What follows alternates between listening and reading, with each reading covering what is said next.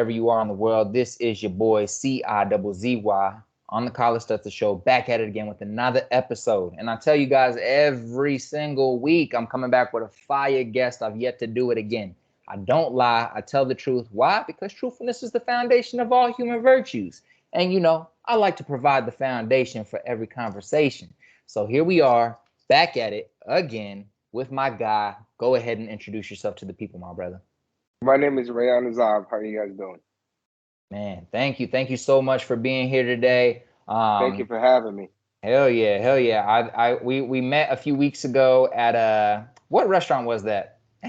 Forgot. I think it was social, it was a brunch altogether. Yeah. Yes, yes. So we met a few weeks ago and we were having a great conversation, and I was kind of like, yeah, this guy needs to come on my podcast. And I went ahead and I was like, hey, my boy, here's my number. Let's connect. I want to definitely have you on the show. You have an interesting story. And so here we are today, man, on a sunny Saturday afternoon. It's my honor, man. I appreciate it.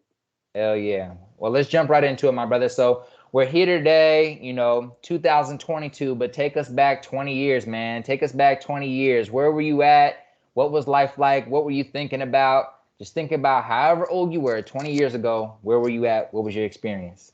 Well, I'm almost 40 in July, so that would make me 20 at that time.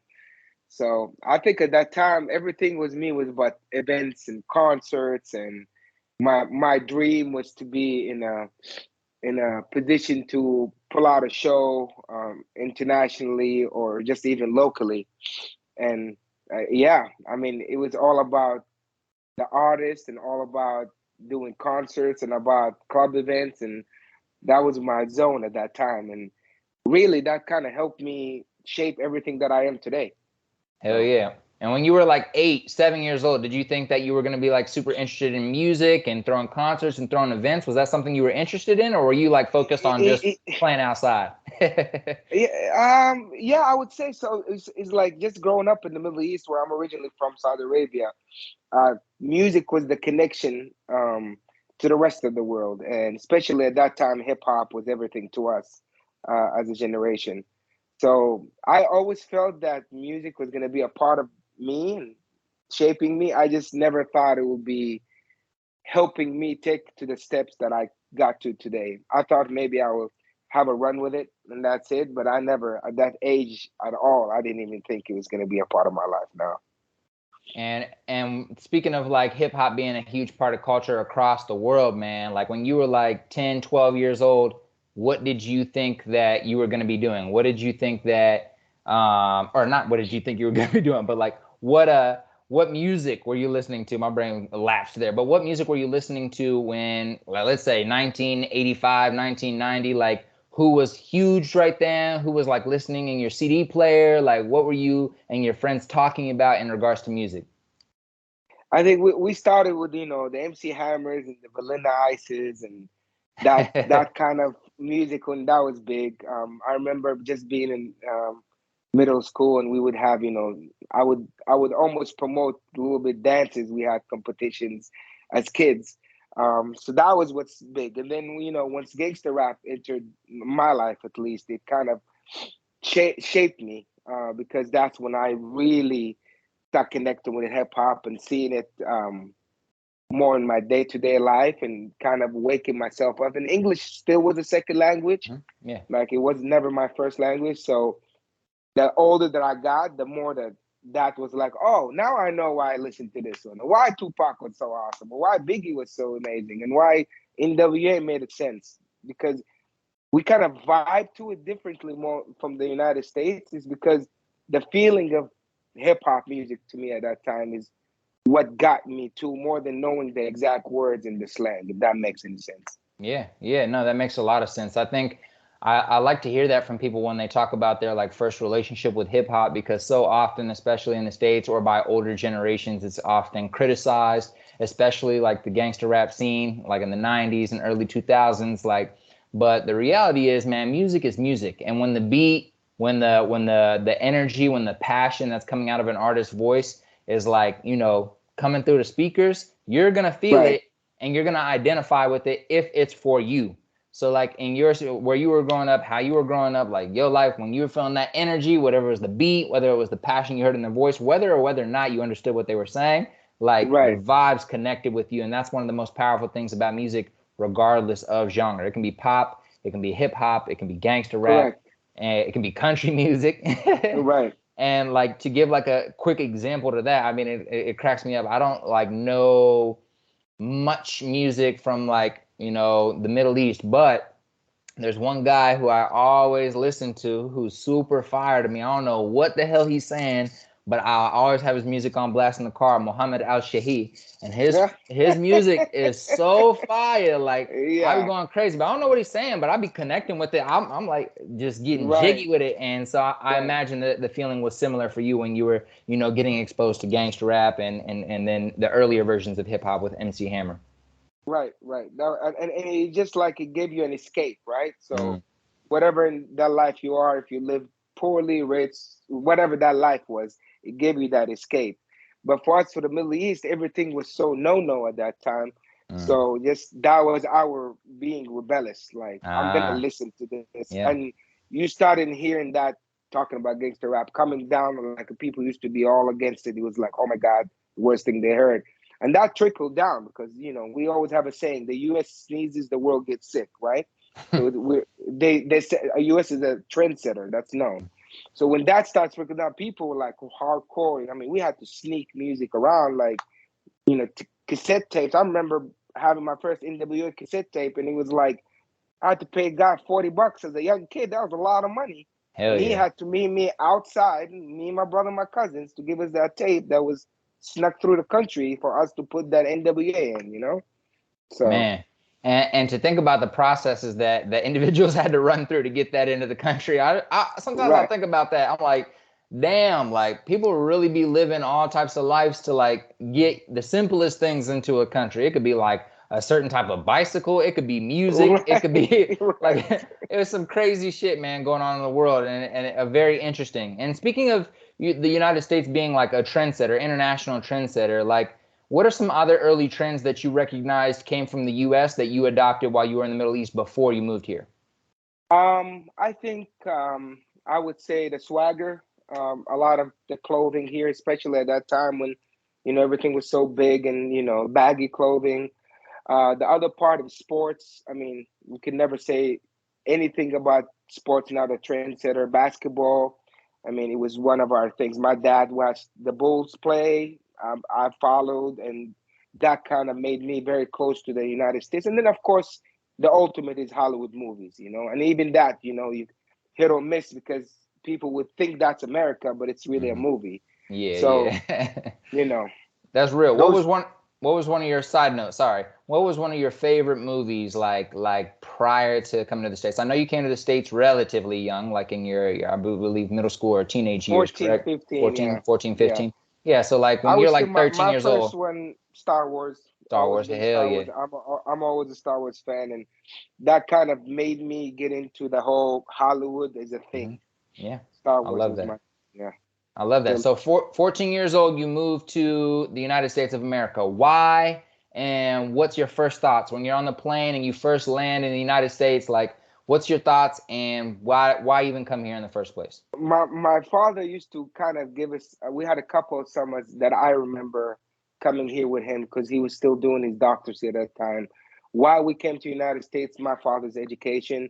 So we came here. He was finishing his doctorate and master's at that time, and I was a trouble child when I was a kid. So when I came here, I came with my brother that he was going to college, and basically I was just set up. My dad is like, "You ain't going back home." So and that that was it, and I stayed.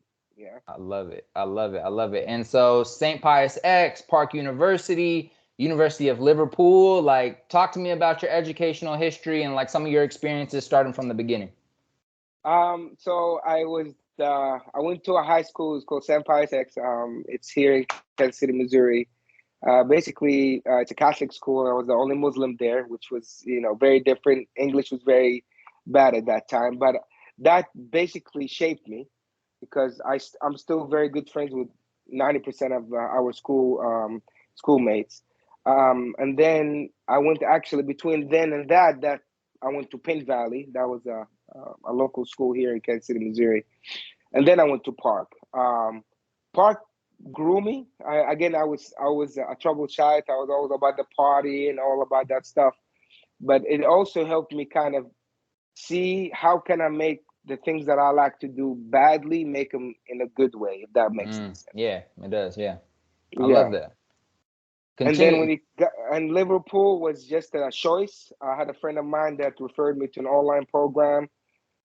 So I did that because I wanted to kind of grow my education. So I did my master's online and I ended up going to Liverpool for a couple of months for that.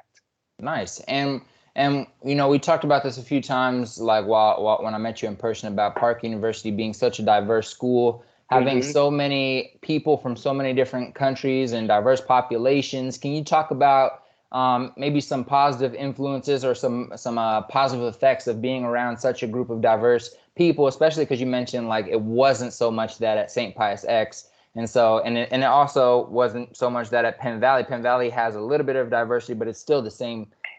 Right. It's not white, black, Mexican, Chinese. It's black and Mexican, or it's like Oh, the white right. or justice. Right. So when you got to Right. Park and you had such a diverse experience, talk about that and the power of that experience. I mean, that was just, it kind of took me a little bit back when I was a child because the city that I'm from is mixed with a lot of different people. And I mixed that because, like, going to Pius was just, Italian Americans a lot and then white. And then going to Pim Valley, like you said, it was a lot of Latinos and blacks and a little bit of whites and a few Arabs. But going to Park, it really just brought the whole world together. And just being in a slap middle of the country, and I was opposed. I wasn't trying to go to Park because my father Mm, was pushing for me to go because he's a graduate from Park. My brother was, but then when I went in there and the amount of friends and the cultures and it shaped me. It shaped everything about me, about my thoughts, about the way how I like to do things, how to understand other cultures without judging. Because um, coming from the Middle East and then going to the middle of America, you kind of was just like, this is America. Like, we've been to California, you've been to New York, but you're there for vacation or you're there for a week or so. Then you're back to reality, right? right. But then when I went to Park, I was like, this is not America. America is this. This is what I saw, is the melting pot and the education that I got. And it wasn't just from school, it was from different cultures around me that made me more tolerant to religion, to sex, to diversification of hearing other people coming from smaller towns and looking at Park was like a big town for them, which to me was like still a little town because my city is huge where I'm from. But at the same time, it really shaped me up the way I look at things. I love that. I love that. And so, during your time at Park, I believe is around the time you start getting into promotion, music, concerts. Right. So, what was that transition like? Like, how did you get introduced to that life? And let's talk about some of your like early money making opportunities within that world. So when I was at Park, I was always trying to get into the music scene and so forth. So I did a couple of things. Most of it was, house parties or college parties needed DJs or whatever. So I'll provide that. And then I slowly started kind of moving into the clubs. Hmm. Uh, Power and Light in Kansas City, Missouri was just about to come up. So I started learning a little bit about how to, club promote or how to get people to a specific area for a specific music or a specific type of music. And then that kind of escalated to one of a friend of mine. He said, hey man, you know all these people, you're always out, you know all these people. Why don't you start making your own events? So I did that. And then I had a friend of mine that brought me in and he was talking to me about how the inner city kids are always in trouble during the weekends. So I was like, how can I get the local talent with some kind of club feel? But of course, there's no alcohol served because they're all under 21. So I used to go to find basically vacant venues that nobody's using. I would offer them what I could afford, and they would say yes, and I would do what we would call lock-in events. Bring all the city, inner city kids, the hip hop artists, musicians, and so on, and they would come in there, and you cannot leave. You pay, you come in, and it opens back up. The doors open back up at 2, and with a sober party, and we would have all these people that looked up to their friends or their cousins that are performing, and we had one artist after another, one artist after another. Love it. I love it.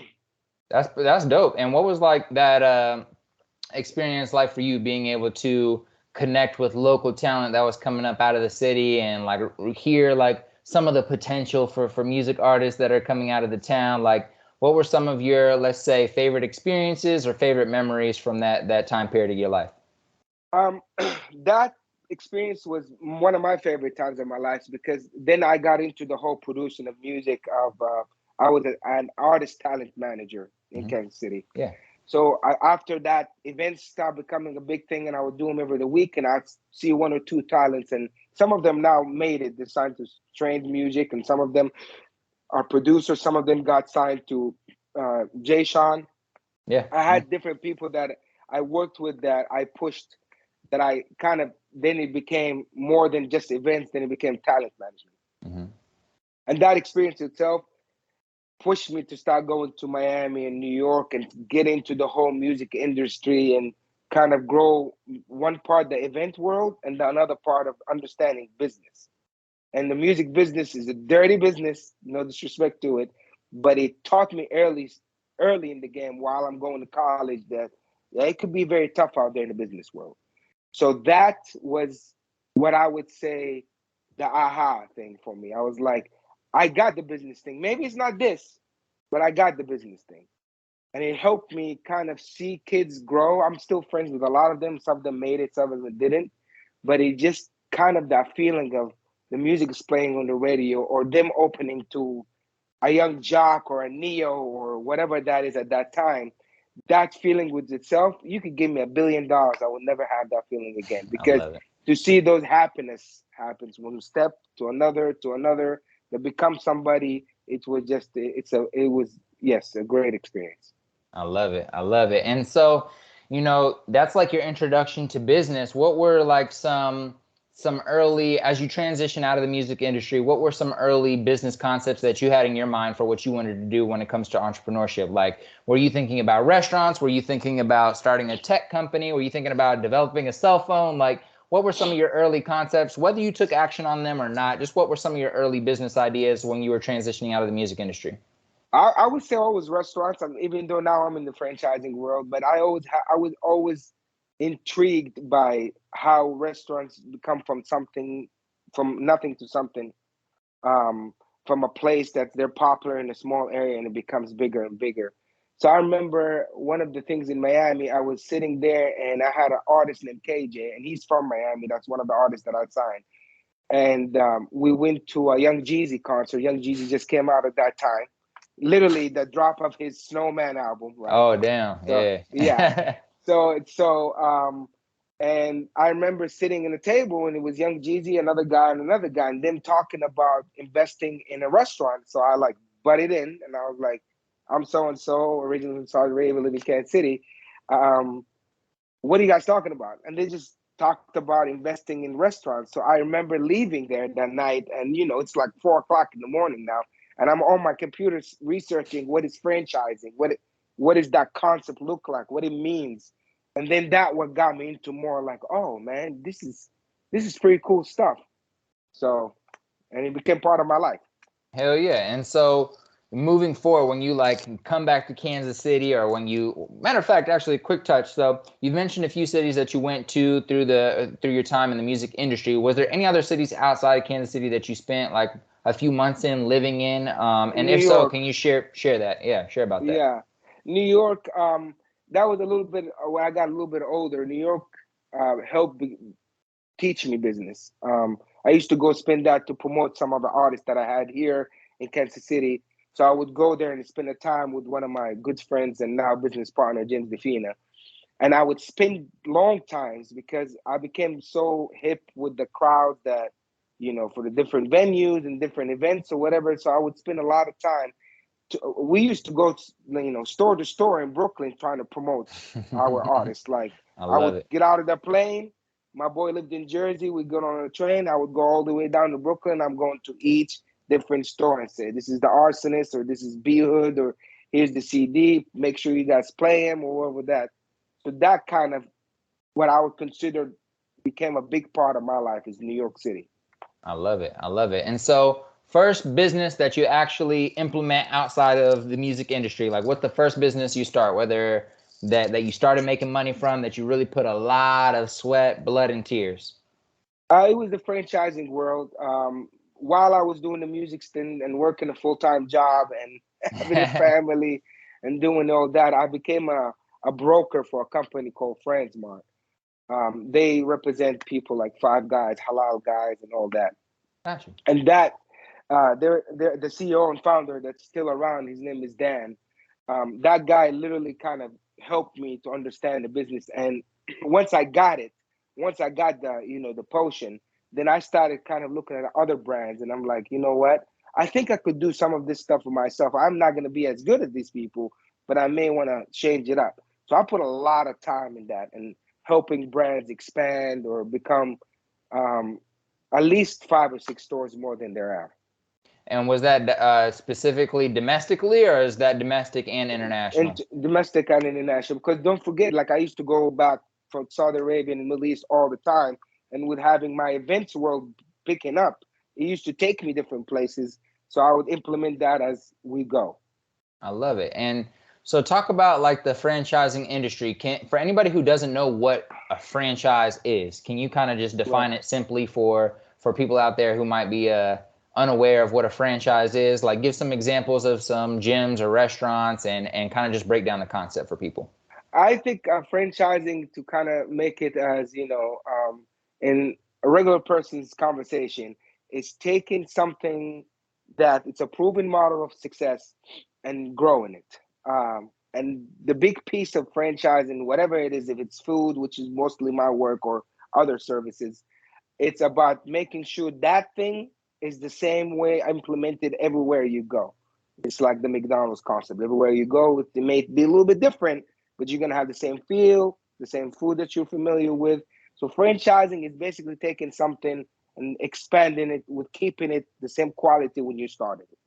And what are like some key insights you're looking at to decide whether a location in this city or a location in this part of town is a good choice or not a good choice, especially for restaurants? Are you looking at demographics? Are you looking at the population? Are you looking at what stores are close by? Like, give a little bit insight into like what you're looking for when trying to decide this is a good location to move into.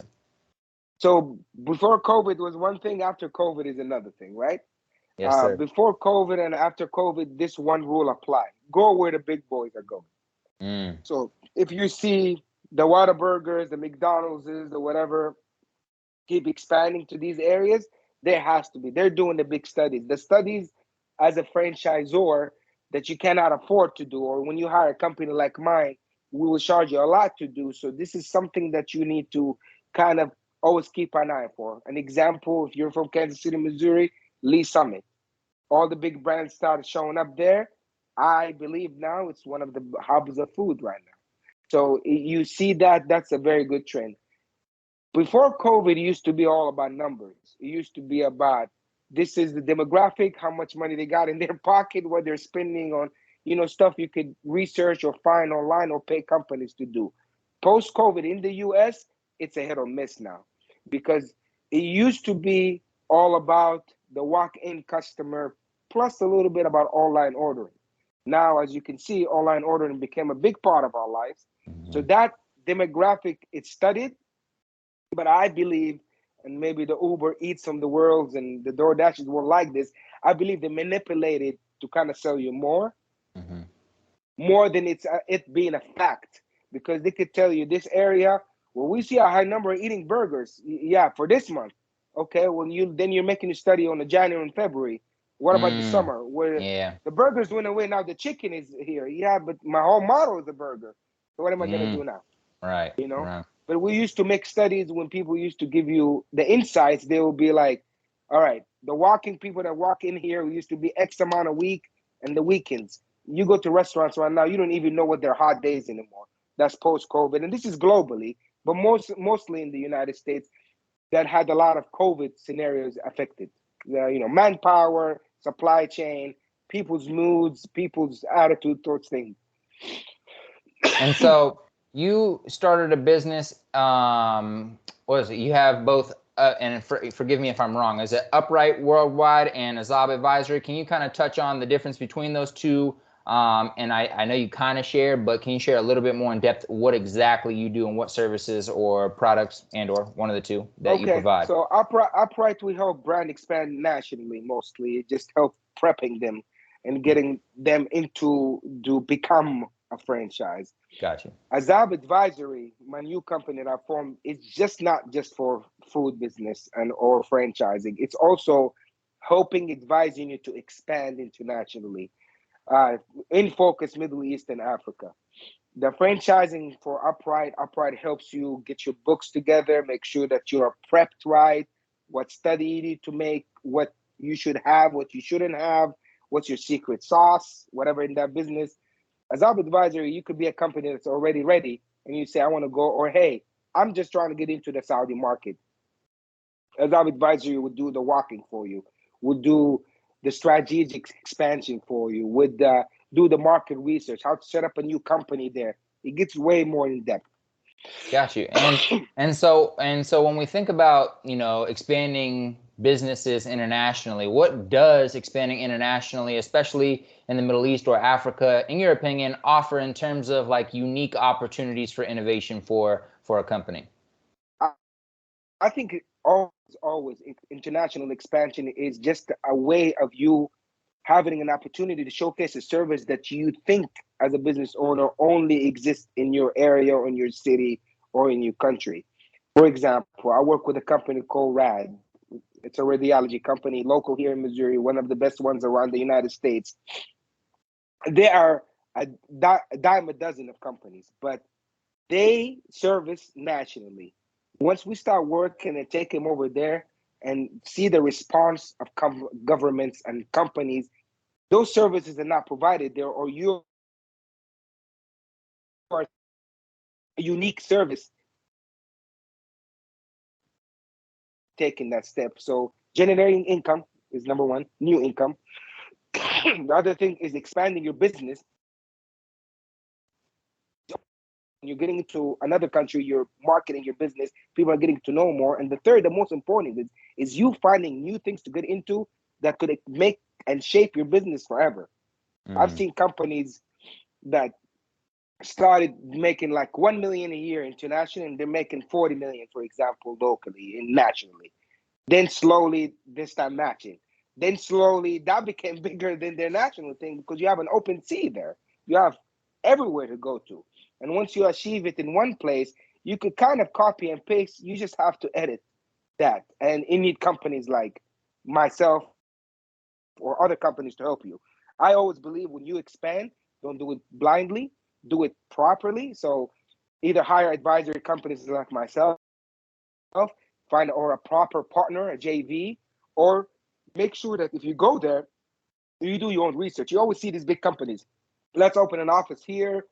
Let's make sure we hire hundreds of people, and whatever I did in LA is going to work in Dubai. It'll work that way. And I've seen billions of dollars being spent. I've seen people expand to a place and then back out 2-3 years later because they thought what they're doing back home. You're not playing home. You're playing outside. It's just like a basketball game. Yeah. You got to make it mentally be ready. You need to make sure that you have the right team. The team has to be ready. So when people expand internationally, they normally get into the whole, well, yeah, but people are buying my product. Okay, but your product maybe not like that. Did you do your research? Your product may is not halal or kosher. Did you do that research? Did you know the taste buds of people that like maybe sweet but not savory? Those things matter, but sometimes people are, let me go spend all the money, let me open the offices. And it could be you could start a whole business outside of the United States, like you're paying a salary to an employee. You're just paying a service to somebody that could help you expand your services from home. I love it. I love it. And like just in your, I guess humble opinion, and if you don't want to answer it, it's all good. But what type of companies, or in what industries do you think, or based off of your experience, have you seen have like a higher success rate when expanding internationally? Is it dependent upon like an industry and like the service, or is it dependent on like if you implement that strategy? Just it depends on how well the business is ran, and what like for a person like you, what statistics, what information you bring back to them, and if you bring back good information, then the company's going to do well. But you get what I'm saying? Like, what industries or what type of companies do you think succeed best when they leave the U.S. and expand internationally? I mean, I'm always gonna go with what I know, but the example, everything could work out as long as you have the right people behind it. This is gonna be my number one. Is the people, the team that you create there, not just here, and kind of mission that together. But what industries work? We are a branding company, country. Mm-hmm. We're almost like a company, obviously, but we are a branding country in the United States. So most of the things that go internationally are products, food services, regular services that we think here is a normal day to day that's outside is not. Things like that, I think, matter. But I cannot really answer that question and tell you I don't have one preferred. Like if you come to AZAB Advisory, for example, my new company and one of my breadwinners is basically I work with an IT company, I work with a medical group, I work with different kind of industries, and they have nothing to do with each other. But their people help it made easy for me to go into a new market. So that's That my makes answer sense. to that. No, that makes sense. What are some, major challenges you've faced, or do you think other companies, not companies, face in regards to like differences in culture when it goes to like addressing international markets? You mentioned, if something might not be kosher, halal. What else have you seen be like a challenge in terms of culturally when companies are expanding internationally out of the United States into the Middle East or into Africa? Middle East and Africa, they're different but similar.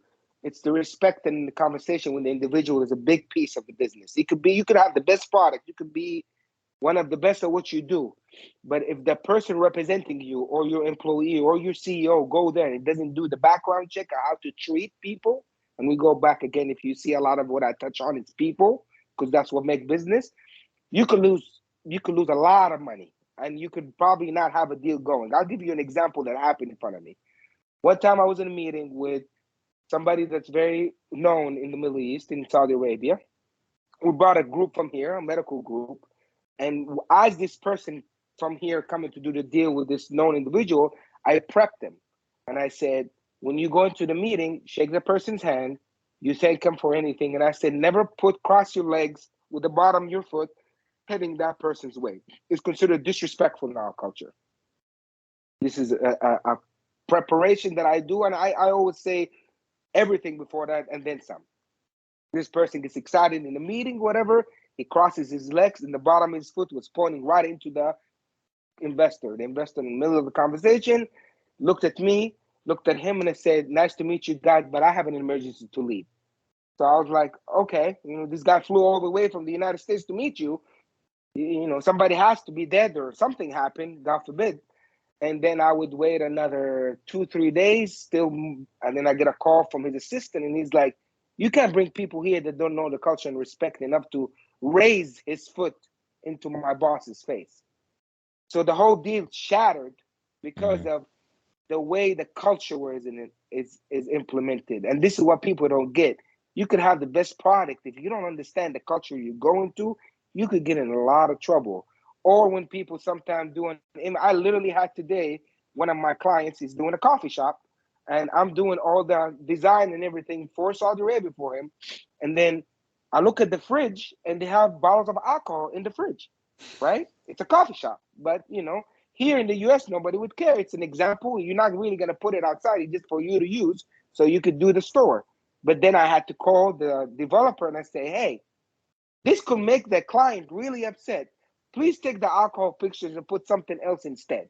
Mm-hmm. Small little things like that could really ruin your entire business for not understanding the culture. So I would say the biggest thing is don't go there.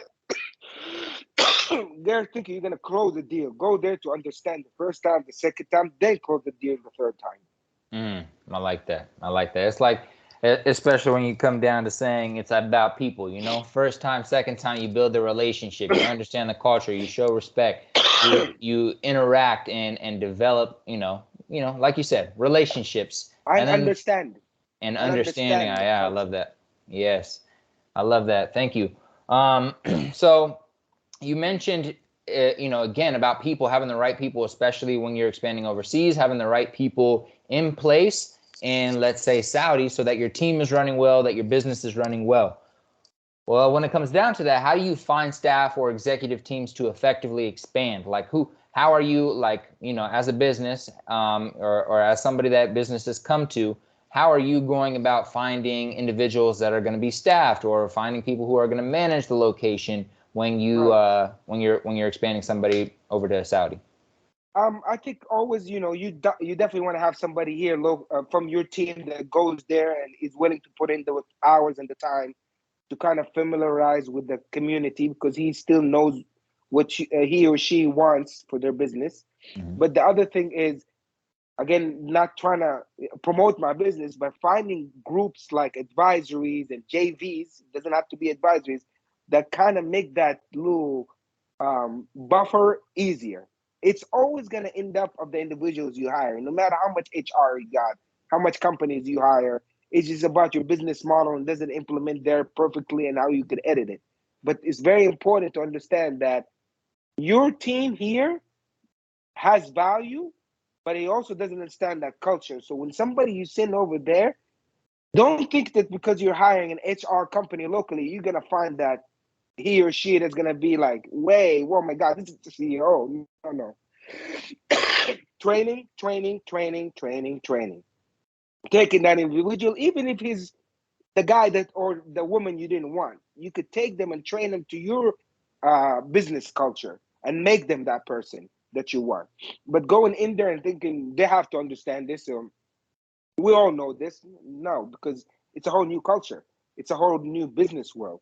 So it's hard, but it's not doable. It's doable if you want it to be, as long as you got that one team member. That's why when I have people work with me, I'm like, you try to go international? Are you willing to travel? As soon as the person says, well, no, I don't want to go to the Middle East. I don't want to work in Dubai. Then I'm like, already, do you have anybody in the team who's willing? Once Yeah. they say, I don't know, then for me, and I'm like, yeah, that's not going to work out.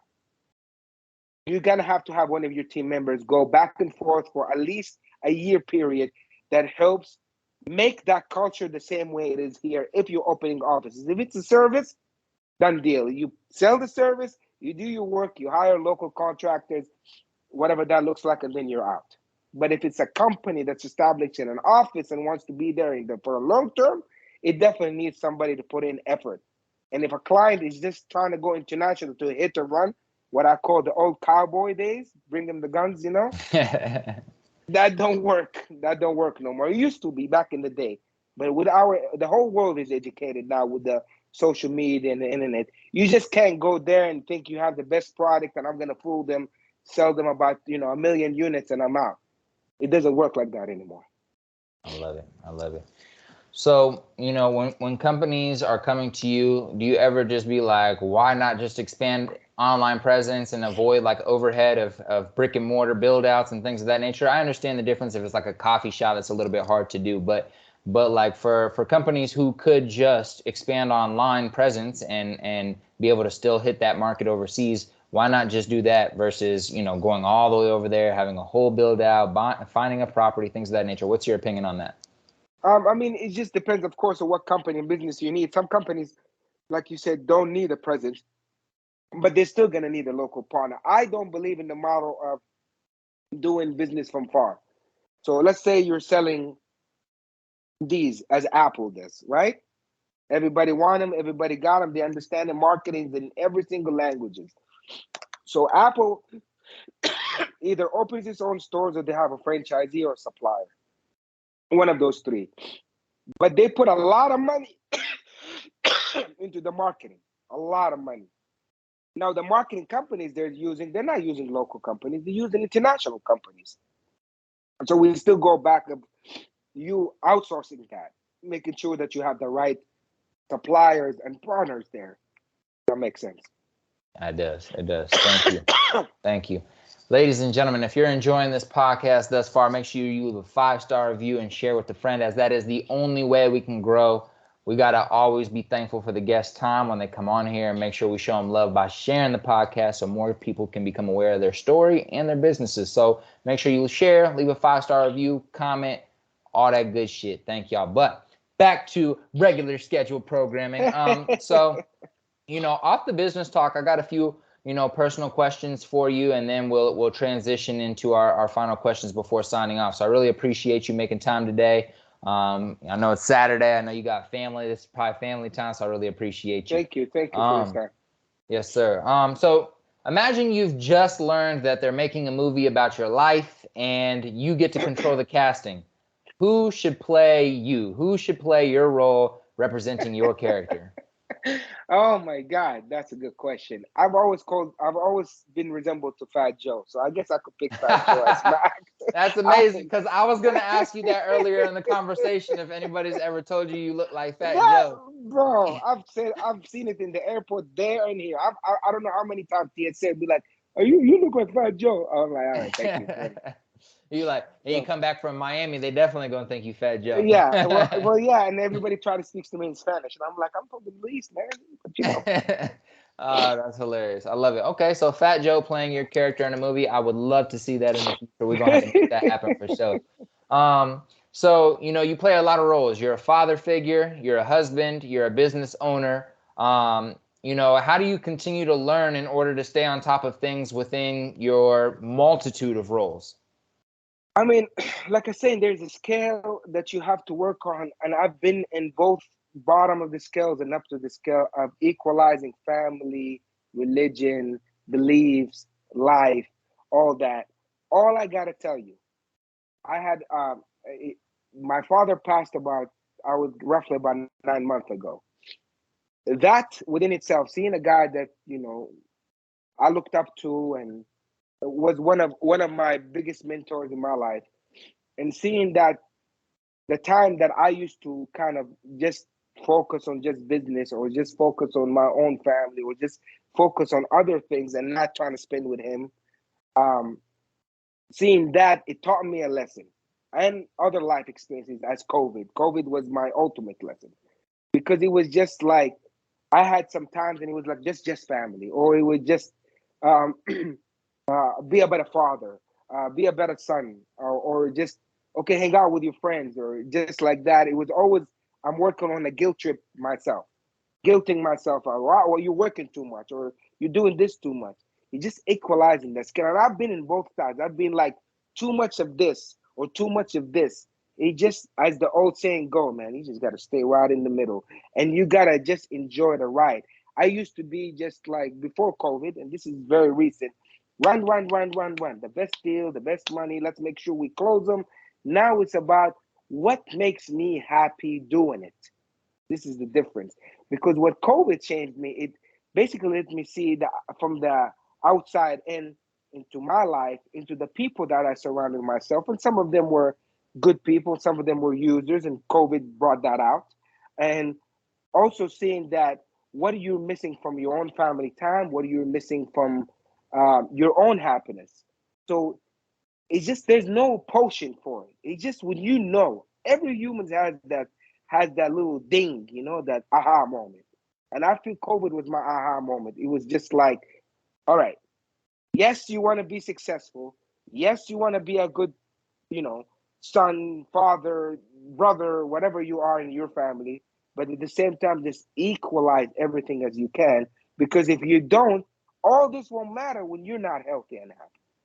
So I did everything. Now my thing is, if you don't feel right, I walk into a meeting and I'm like, you don't feel right.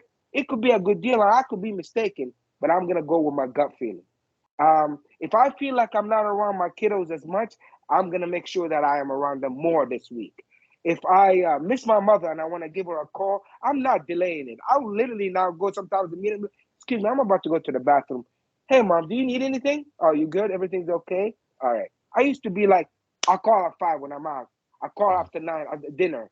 Or I call him when I'm done. Or call my boy when I'm not busy. Now it's like, what's what you're running after? Because then life, we're going to Takes the us end different game. ways. Yeah, Yeah. we're going to the end game. Every day you wake up, you have an end game. Heaven, hell, if you believe in whatever you believe in, but there's an end to your life. So whatever that is, I'm always just now with COVID changing my mentality. It's just like when something doesn't feel right now, it's okay. Take a break from the thing. Go ahead and go back to the other thing. But when it comes to just work, or just family, or just trying to please everybody around you, that's when you're in trouble. I love it. I love it. Thank you for sharing.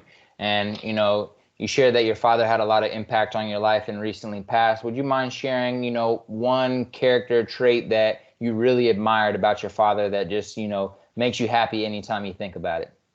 Yeah. One of the things that makes me really happy when it was like my dad used to be driving me crazy. He would walk away from deals because we worked together also in some businesses.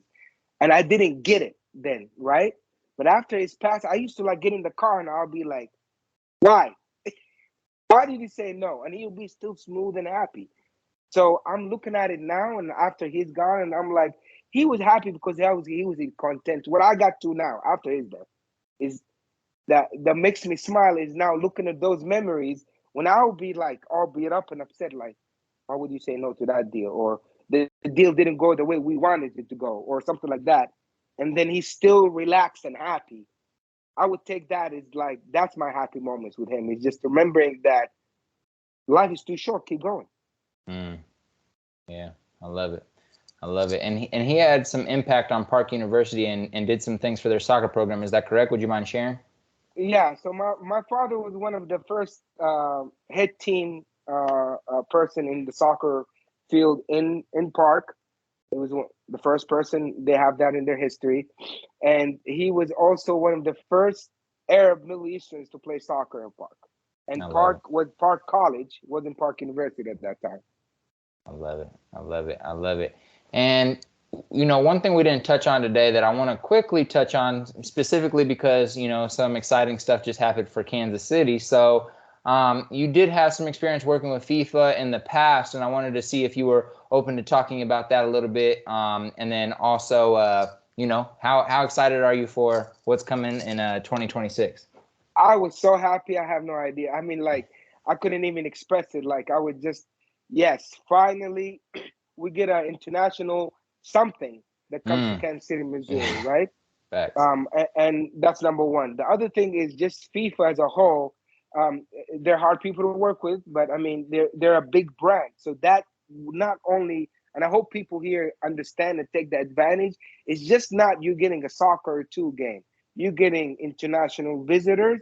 You're getting away the world to kind of see what we have to offer. What I try to every single day in Yeah. all my Yep. business Yep. try to talk about. Mm-hmm. I just recently became through the deck trade mission for the United States for the Midwest, and that's one of the things. Our whole job is to help small business company, medium size and small, to go international, right?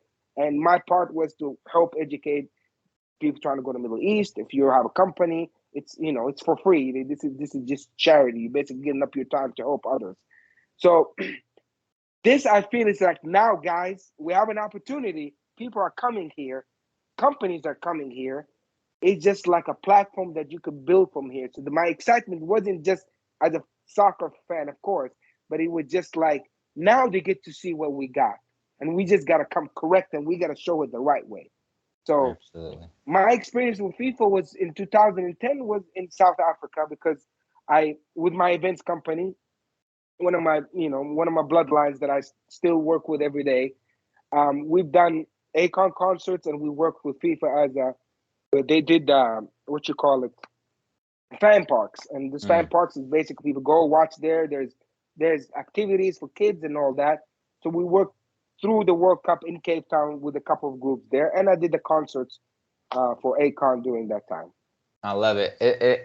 It's kind of funny. I think about, when I was in Tanzania, I think twice for 2 World Cups, and it's just hilarious how many like kind of similar like fan parks, like where there's just like parks, open, empty areas where everyone like gathers to watch the games. There's kids events, food, barbecue, drinks, bars, everything's going on, and just on the big screen, everyone's watching the games. Right. Gives me some good memories. It's good, and it's great memories. And I think people here, we have the live block in downtown Power and Kansas light, yeah. City Mhm. and Power and Light, but I think they're gonna I just think we need to offer a lot for this World Cup, and we are lucky to be selected from, because there's a lot of other states that bidded for it. Yeah, We got it. absolutely, So absolutely. definitely a good experience. Yeah. I say you and me start a business to run during the FIFA time, while they're in town. We gotta make some money while the internationals is here. Yeah, man, and it's a time limit business, right? So Yes, it when it is. starts, and And no, you know when like it's in. I'll give you a quick story. When I took all my family when we were there, and I was with my mom the day after World Cup finished, right? Everything is done, World Cup is done, and we stayed like a week after because at that time I was graduating from my master's in Liverpool, so leaving Cape Town, going to England, gonna go get my degree, come back to the United States. So let's say we see a hotel the night before, and he was like, let's say $700. And then the next day, my man, $150. So you're It's like, what the crazy. heck? Yep. If people are Yep. trying to make all the, and that's also a mistake because people are trying to like supercharge everything. You just Yep. have to, because the tourists are already paying a lot of money to come, To travel, so exactly. to travel, to stay. So you just don't want to hit them up with the head too hard. You just want to make money equally. Yeah, yeah, yeah. And I'm sure that there's a win there. I'm sure more people come to you if you're affordable.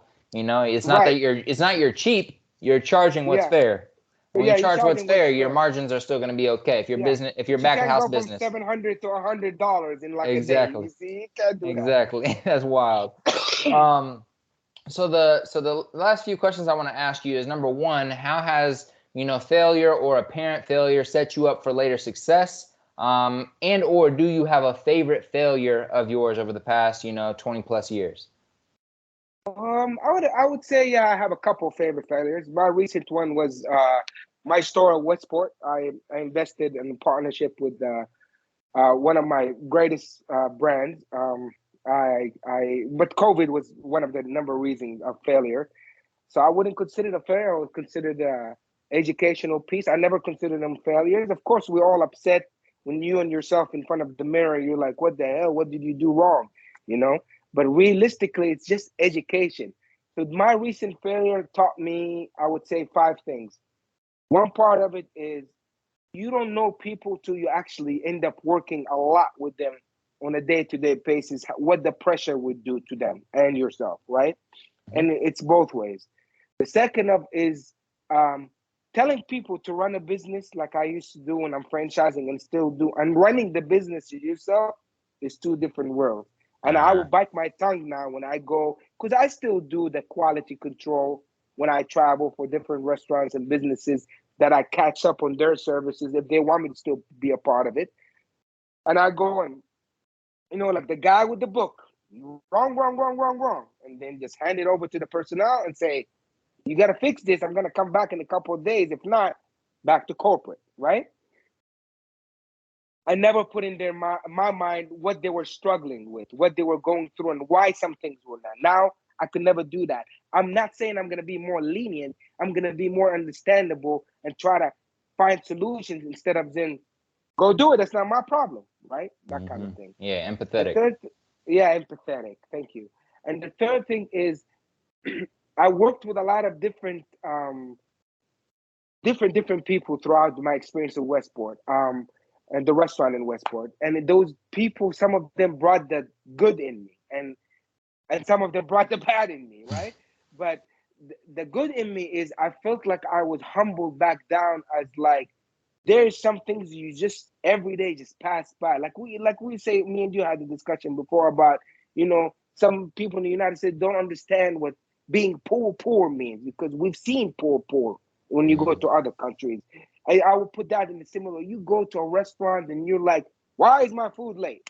Or why is that person not happy when they're serving me? Not knowing the situation. Not saying that's an excuse for them, because I always think you should leave your baggage at home and come to work professional.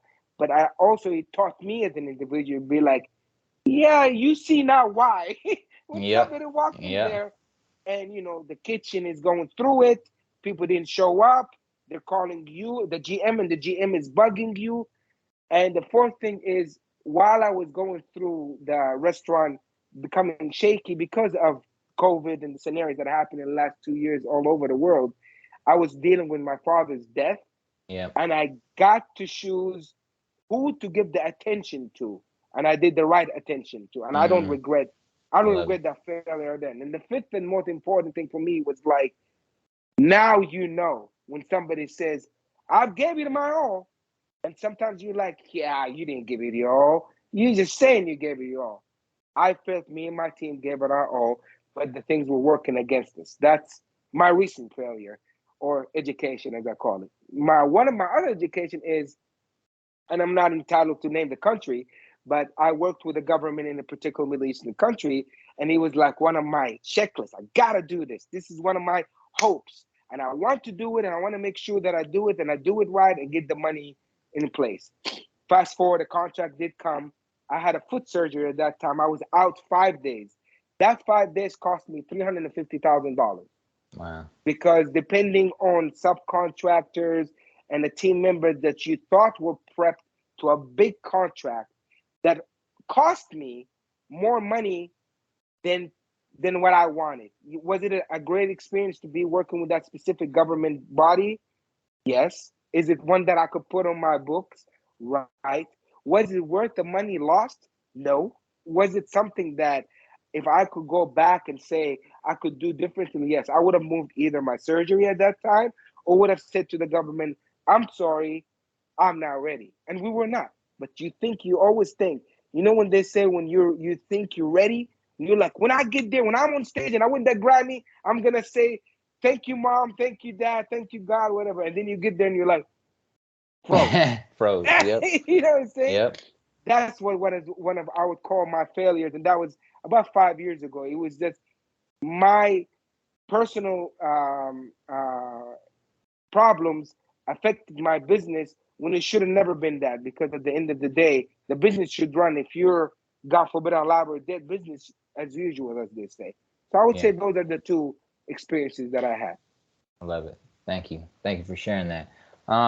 So my second to last question today is, what is the best investment you've made in the past 10 years? It can be money, it can be time, it can be energy, but like in the past 10 years, what was the best investment you've ever made?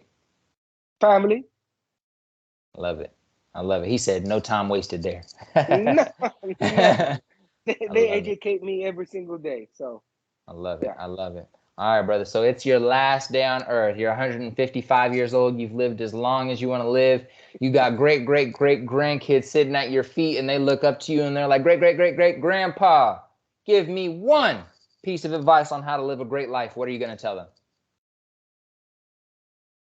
One piece of advice to live a great life. Can it be like two things? It gotta be one thing. It can be two things. Okay. Uh, Care about your health and family first, and then second, and most importantly, you don't got time, so you gotta make the best of your time. That's the only.